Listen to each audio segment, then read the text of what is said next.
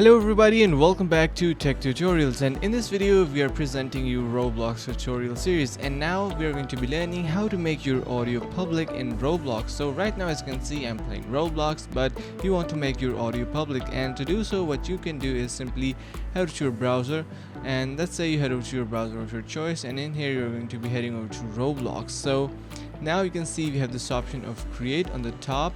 You're going to be pressing on that, and once you do, you can see we are on our dashboard section, and in here we're going to be simply clicking on this dashboard, and just wait for a couple of seconds, and now we're going to be selecting this development section. So simply click on that, and now you can see we have this option of audio in here. Click on that, and now you need to upload your asset in here. You will have a different interface because I have already uploaded. You can see I have uploaded an asset.